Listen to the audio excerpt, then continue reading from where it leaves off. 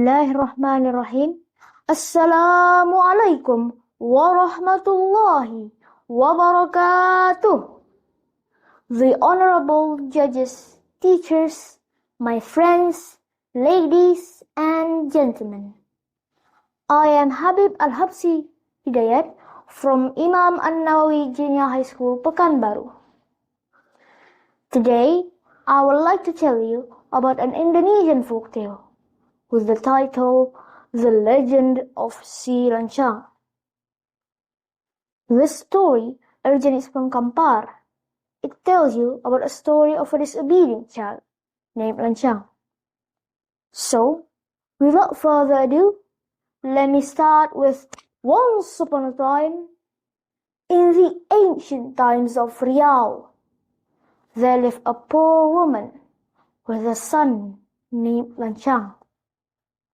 They lived in a small hut in a land named Kampar.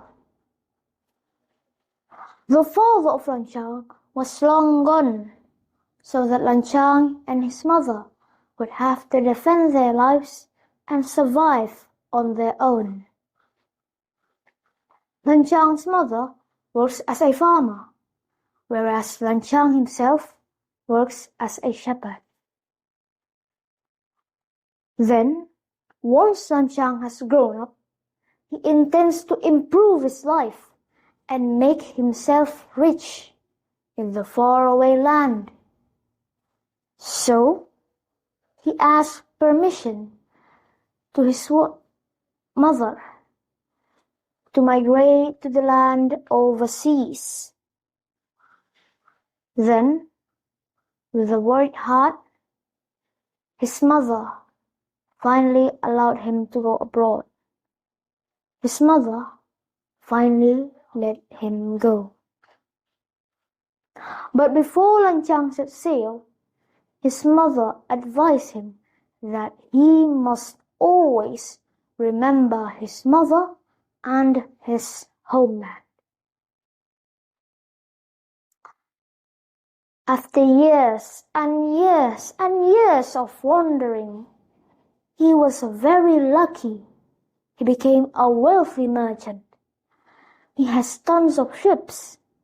It has been said that he had 7 wives, who all came from rich merchant families, while his mother still lives under a misery in Kampar.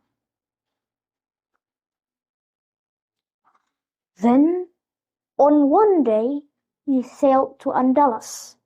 In the cruise, he brings all of his wives, and together they brought luxury tools and supplies in the forms of gold, silver, silk, and various musical instruments. On the way, he docked in Kampar. There, the musical instruments were sung with great fanfare. Meanwhile, the silk and various ornaments of gold and silver were held. Everything was prepared to add the impression of Lancang's luxury and wealth. The news of the arrival of Lancang was heard by his mother. So, with great compassion, his mother rushes to the port to greet the arrival of her only child. Being poor, she was only wearing an old shawl and sarong kebaya that was worn and patched. Arriving at port, she saw a magnificent ship, a very big ship of Lancang, with the name Lancang Kuning.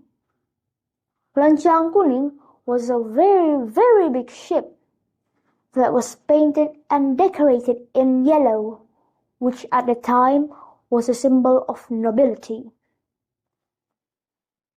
Then, with an indomitable feeling of longing, she climbed aboard Lancang's luxurious ship, stating that she is Lancang's mother. But no sailor ever believed. Even with the ballpark, the deckhand drove the old woman away. But she didn't want to leave.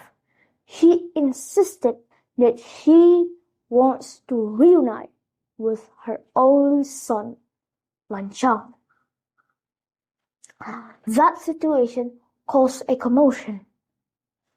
Hearing the commotion on deck, LANCANG and his wives goes to see what happened. How shocked he was when the rag woman expelled is actually his mother. Then she sees him. She sees LANCANG. She greets him by saying, "Oh, my son, what a longing heart, I miss you." Hearing the greeting, LANCANG was too ashamed to admit that the rag woman, that the poor woman, was his mother. So he arrogantly and selfishly said, "Where could I have a poor woman like you as my mother? Sailor, expel this crazy woman." She was so shocked. Now LANCANG has broken his own premises. And then she returns home with a crushed heart. Arriving at home, she took her mortar and needle. Then she rotates the mortar and shook the needle while praying, "Oh my God, punish the disobedient child." Suddenly, there came a hurricane. The storm blew so fierce that in an instant the magnificent ship of LANCANG was shattered. Not even the ship that was destroyed. His properties, his luxuries were also flying everywhere. History says that the silk cloth hovered and became lipat kain. The gong was thrown into a river in the Kampar Kanan region that was later named the Ogong River. The pottery floated and became pasubila, whereas the flagpole was thrown into a river or lake, which was later named Lake Silancang. So, the morals of the story are: first, don't be disobedient to your parents. Second, don't be selfish, because selfish is always going to lead to bad luck. And third, whenever you go and wherever you go, you must always remember your family. So, that's all from me, and thank you for your attention. I'm sorry for any mistakes, and hope you like it. I'll finish with Assalamualaikum warahmatullahi wabarakatuh.